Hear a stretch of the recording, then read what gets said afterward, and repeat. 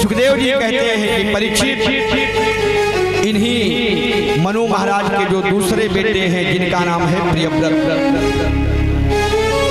प्रियव्रत ने गृहस्थ जीवन में आना स्वीकार नहीं करना चाहा कि मैं इस गृहस्थ जीवन में फंसना नहीं चाहता हूं।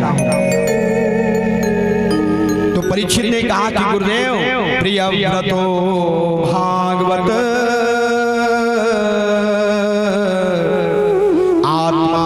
आत्माराम कथम मुने। परीक्षित तो बड़े ज्ञानी थे, तो फिर उन्होंने गृहस्थ जीवन कैसे स्वीकार किया?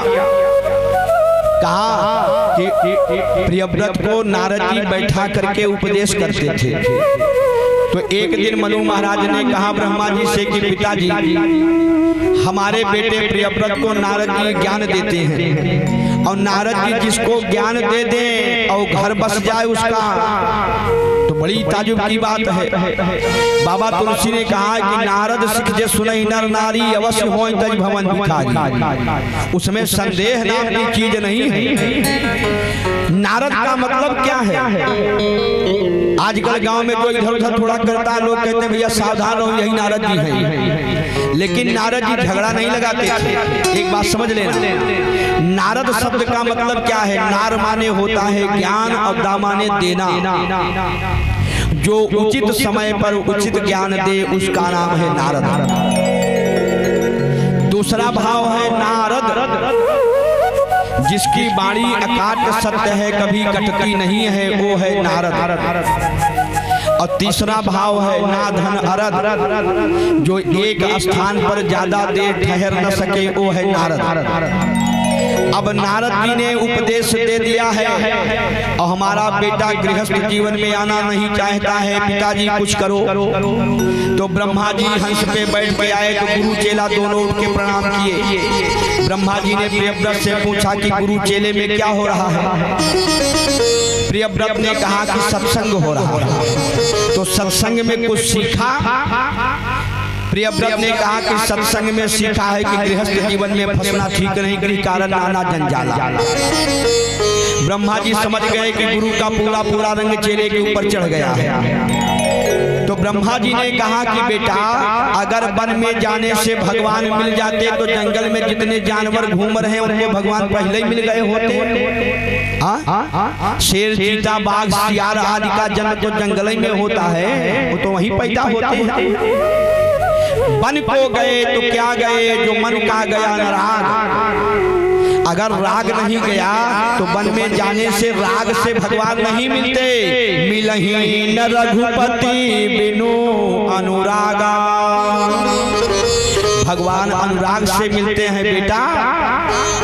दो रास्ते होते हैं, एक बाईपास होता है, एक शहर के बीच से जाता है, लेकिन आगे चल करके रास्ते दोनों मिलते जरूर हैं। बाईपास वाला किनारे किनारे चला जाता है, कोई झमेला नहीं, ज्यादा मोड़ नहीं, जाम नहीं, कोई समस्या नहीं। लेकिन शहर के बीच से जाओगे तमाम मोड़ मिलेंगे, आपको जाम भी मिलेगा, लेकिन आगे शहर का रास्ता भी उसी में जाके मिलता जरूर है। और गृहस्थ वाले को एक छूट मिली है। क्या कहा? एक घड़ी आधी घड़ी घर छोड़ के बाबा बन जाओगे तो ये छूट नहीं मिलेगी तुमको। ये छूट इसी गृहस्थी में मिली हुई है कि एक घड़ी कितने 24 मिनट, दिन रात मिला के 24 घंटे होते हैं। और कहा है गृहस्थवाद अगर आत्म कल्याण चाहता है तो एक एक मिनट सब घंटे में से निकाले 24 मिनट भगवान के सामने बैठ जाए, ध्यान लगा के कल्याण हो जाएगा। तो गृहस्थवाल व्यक्ति कहता महाराज 24 मिनट बैठ जाएंगे तमाम काम पड़ा रहेगा, कौन करेगा? तो तुलसीदास जी ने कहा कि चलो 24 मिनट नहीं बैठ सकते, 12 बैठ सकते हो। कहा 12 तो बहुत ज्यादा है, और कम नहीं हो सकता। कहा 6 मिनट। कहा नहीं अब ज्यादा है। कहा 3 मिनट। कहा एक बार एक घड़ी आधी घड़ी आधियों में कछुआरी, और तुलसी संगति साधु की कटई कोटि अपराध। तो गृहस्थ जीवन सबसे बढ़िया है प्रियव्रत। और जब समझाया तो प्रियव्रत ने नारद जी की ओर देखा कि गुरु जी आपके पिताजी जो कह रहे हैं सही कह रहे हैं। नारद जी ने कहा पिताजी बात तो सही कह रहे हैं। तब प्रियव्रत ने गृहस्थ जीवन स्वीकार किया। इन्हीं प्रियव्रत के यहाँ स्वयं भगवान बेटा बन करके आए जिनका नाम है ऋषभदेव। ऋषभदेव के द्वारा कहा 100 बेटे पैदा हुए। ऋषभदेव के द्वारा ही कहा जैन धर्म चला। जो जैन धर्म चल रहा है कहा जैन धर्म में 24 तीर्थंकर हैं। जैसे भगवान के 24 अवतार हैं वैसे जैनियों में कहा 24 तीर्थंकर हुए। और उनके सबसे प्रथम जो तीर्थंकर हैं उन्हीं का नाम है भगवान ऋषभदेव। वहीं से जैन धर्म चला। तो ऋषभदेव के बेटे हुए 100। अब 100 बेटे हुए तो 100 बेटों को एक दिन ऋषभदेव भगवान ने बैठाया और बैठा करके उपदेश किया कि बेटा ये जो मानव की शरीर मिली है कष्ट भोगने के लिए नहीं मिली। ये मानव के शरीर परमात्मा ने दिया है तो केवल खा पी करके घर मकान दुकान बना करके यहाँ से जाने के लिए नहीं दिया है। फिर किस लिए दिया है? कहा नायं देहो देह भाजाम त्रिलोके कष्टान कामान हते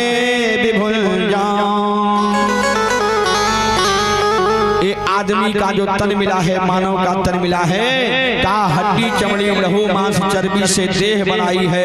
अब भीतर देखो तो घिने आवे ऊपर से चिकनाई है।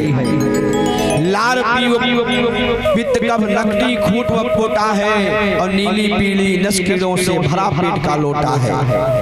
अगर कहीं खुल जाए तनिक तो थू थू कर नाक सिकोड़ेगा। सड़े जले या गले बचे तो देख सभी मुख मोड़ेगा। मल में उपजा मल में लिपटा मल मलिन तो घूरा है। संतों ने कहा बंदे इसके बाद भी मगरूरा है। ये मानव तन मिला हुआ है इस पर अकड़ दिखा रहा है। अरे जिसकी 3 गति होगी अगर जला दिया तो राख हो गई, दफना दिया गया तो कीड़े पड़ जाएंगे और किसी जानवर ने खा लिया तो विष्ठा हो जाएगा। अरे इस शरीर को परमात्मा ने दिया है तो इस शरीर से आत्म कल्याण कर लो। ऋषभदेव ने अपने 100 बेटों को ऐसा उपदेश दिया कि 9 बेटे उसी समय योगी बन गए। 91 बेटे बचे। उन 100 बेटों में जो सबसे बड़े हैं उनका नाम है भरत। इस भारत की धरती पर 3 भरत हुए। कितने? 3 भरत। एक भरत हुए ज्ञान योगी भरत, एक भरत हुए भक्त योगी भरत और एक भरत हुए कर्म योगी भरत। 3 भरत हुए। ज्ञान योगी भरत कौन है? कहा ऋषभदेव के बेटे भरत। भक्त योगी भरत दशरथ नंदन भरत। कर्म योगी भरत दुष्यंत नंदन भरत। काय 3 भरत इस धरती पर हुए तो इस देश का नाम पड़ा भारतवर्ष। तो आज भरत जी जब राजा बने इस भारत भूमि के तो कुछ दिनों तक शासन किया और उसके बाद गंडकी नदी के किनारे चले गए, आश्रम बना करके साधना करने लगे। क्योंकि पिताजी ने उपदेश दिया था कि बेटा आत्म कल्याण करो। तो जिस रास्ते को पिता ने उपदेश दिया है उसी का पालन किया।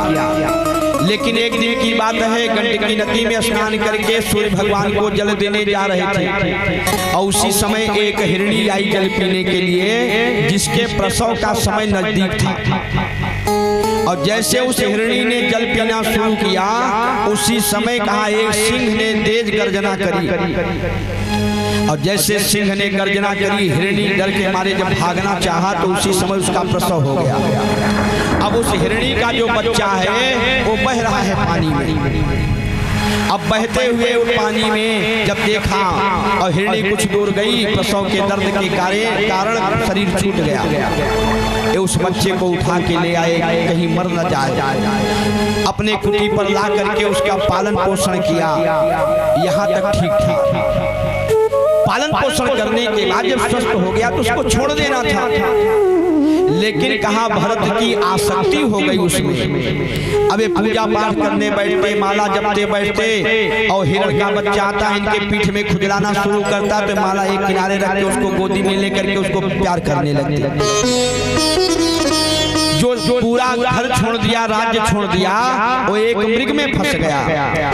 और शास्त्र कहता है कि अंते यामति सागति, एक दिन वो मृगों का झुंड पाया, चला गया, लौट के नहीं आया। ये इंतजार करते करते उसी के विचार में इनका शरीर छूट गया। और जब शरीर छूट गया तो हिरण के सोच में मरे थे तो हिरण बन गए। लेकिन भक्त का अगर पतन होता है भक्ति के रास्ते में, तो एक बात है, जहां से उसकी यात्रा बंद हुई है अगले जन्म में उसकी यात्रा वहीं से शुरू होती है। लेकिन अगर ज्ञानी का पतन होता है तो ज्ञानी की साधना फिर शून्य से शुरू होती है। अब ये मृग तो बन गए। एक दिन मृगों के साथ घूमते घूमते नदी में जल पीने आए और जैसे अपने आश्रम को देखा, अरे बताओ मैं कहाँ था और कहाँ से कहाँ आ गया। मैं राजर्षि भरत और मैं आज चौपाया बन गया, जानवर बन गया मृग के चक्कर में। तुरंत अपना सर उसी नदी में डुबो करके शरीर छोड़ दिया। अगले जन्म में ब्राह्मण के यहाँ बेटा बना।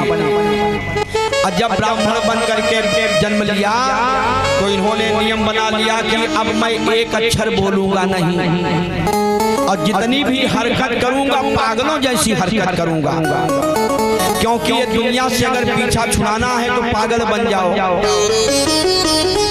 अब पागल सच्चा कौन है? कहा जो परमात्मा को पा करके उसी में गल जाए वही पागल है। अब तो भरत जी बिल्कुल मौन रहते।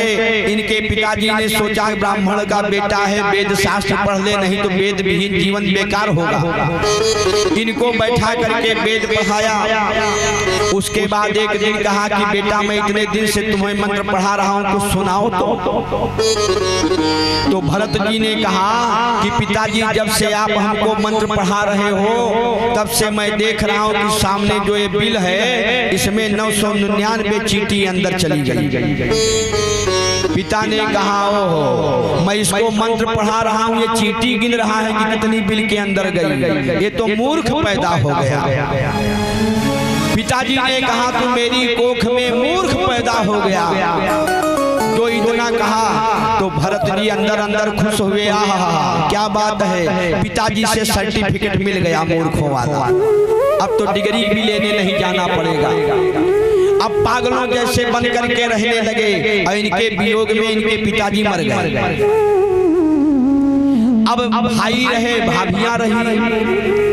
अब पागलों जैसी हरकत करते भाभियों ने अपने पतियों से कहा सुनो जी, ये तुम्हारा जो भाई है ये 2.5 शेर इसमें 2.5 शेर उसमें खाता है और काम एक दमरी के नहीं करता है। कोई काम में लगा दो तो पागलों जैसी हरकत करता है। एक काम करो इसको भगाओ यहाँ से। ये संसार ऐसे है भैया। अगर आप ठीक ठाक हो, हाथ पैर आपका बढ़िया हो, स्वास्थ्य सही हो, शरीर में आपके कोई तकलीफ ना हो और सुबह शाम आराम से खाओ और चलाए के पंखा तान चदरा सो, तो 4 दिन के बाद बाबूजी कहेंगे कि अगर ऐसे लालीपना करना है तो घर छोड़ के भाग जाओ। हाँ? ये संसार स्वार्थ से जुड़ा है भाई। हटा दिया। भाइयों ने कहा हटाओ इसको। भाइयों ने कहा कि नहीं रुको, एक घर का काम करे न करे छोड़ो, इसको एक काम करो, इसको खेत में इसको एक चारपाई दे दो, मचान बना दो, वहीं रहेगा और वहां रहेगा तो जो चिड़िया आदि आते हैं चुन जाती हैं दाने तो रहेगा, तो हराता रहेगा, इतना तो कर ही लेगा। अब लगा दिया खेत की रखवाली में और जब चिड़िया आई चुनने के लिए उनको हटाने की कौन कहे, हाथ जोड़ करके कहा राम की चिड़िया राम का खेत खाओ चिड़िया भर भर के। अब एक दिन भाइयों ने देखा, कहा है तो पागल सच में पागल है, हटाओ इसको मारो। अब जब मार करके भगा दिया तब बाबा बिल्कुल निश्चिंत होकर के घूमने लगे, सारे बंधन से मुक्त। लेकिन एक दिन फंस गए बाबा। कुछ चोरों ने, उन चोरों की टोली थी, चोरों का जो सरदार था उसके पास कोई संतान नहीं थी। उसने काली जी से प्रार्थना किया कि अगर मेरे बेटा होगा तो हम तुमको नर बलि देंगे। और जब उसको बेटा हुआ तो ढूंढ रहा था कोई मनुष्य मिल जाए तो बलि चढ़ा दूं। तो अपने साथियों से कहा जाओ कोई मिले पकड़ लो। अब जब चोर ढूंढते ढूंढते आए तो जंगल में बाबा भटकते मिल गए, पकड़ लिया बाबा को, ले गए। चलो अब ले गए तो इनको बढ़िया पहले खूब बढ़िया नहलाया धुलाया, तेल काजल श्रृंगार बढ़िया किया और खूब बढ़िया बढ़िया खाने को दिया। तो जड़ भरत जी ने कहा ये भैया तुम लोग तो बहुत अच्छे हो, इतनी सेवा तो हमारे भाइयों ने आज तक नहीं किया। चोरों ने कहा अभी बाद में पता चलेगा, खाओ पहले। और उसके बाद जब ले गए काली जी के सामने ले गए, कहा सर झुकाओ। अब काली जी के सामने जब सर झुका के खड़े हुए और चोरों का सरदार तलवार लेकर के आया सर काटने के लिए, तो माँ भगवती ने सोचा कि देखो इन दुष्टों को, हमारे भक्त को अल्लाह करके मेरे सामने मारना चाहते हैं। उसी समय कहा भद्रकाली प्रकट हुई और चोरों के सरदार के हाथ से तलवार खींच करके और जितने चोर थे उनकी ही बलि चढ़ा दिया। अब बाबा सारे चोर धराशायी। अब बाबा निश्चिंत होकर के घूम रहे थे। एक दिन सौवीर देश का राजा रहुगण पालकी में बैठ करके और कपिल भगवान के पास गंगा सागर ज्ञान लेने जा रहा था। रास्ते में एक कहार बीमार पड़ गया। कहारों ने कहा महाराज ये पालकी अब नहीं जाएगी। क्यों? एक कहार बीमार हो गया। तो रहुगण ने कहा कि कोई मिल जाए लगाओ, जो मिल जाए राजा के लिए पूरी प्रजा उसकी सेवक है, जो मिले लगाओ। अब कोई नहीं मिला। जड़ भरत जी मिल गए, लगो पालकी में। अब बाबा हर हाल में मस्तराम मस्ती में आग लगे बस्ती में, उनसे क्या लेना देना। अब कंधे पे पालकी रख दिया, पालकी लेकर के चले। लेकिन ये देखते जाते थे नीचे, अगर कोई कीट पतंगा मिल जाए तो कूद पड़ते, कहीं पैर से दब न जाए। अब पालकी उठाने वाला अगर कूदेगा तो पालकी में बैठने वाले से पूछो उसका हाल क्या होगा। जब बाबा कूदते तो राजा बीच में बैठा था पालकी में, ऊपर जो डंडा लगा था उसका सर उसी में खट खट लड़ रहा था। अब उसका सर बार बार टकराने लगा। उसने डांटा बड़ी जोर से, है पालकी चलाना नहीं आता। सारे कहारों ने कहा महाराज हमारी कोई गलती नहीं है, हम तो ठीक है चल रहे हैं। लेकिन जो नया कहार भर्ती हुआ है कूद रहा है, शायद इसको पता नहीं है मेरे विषय में। सुनो, जड़ भरत जी बिल्कुल शांत। रहुगण ने कहा कि करो चिकित्सा दंड पाण लियो। मैं दंड देने में जमराज की भांति हूँ। अब अगर सही से पालकी नहीं चलाया ना तो ऐसा दंड दूंगा कि जीवन भर याद करोगे।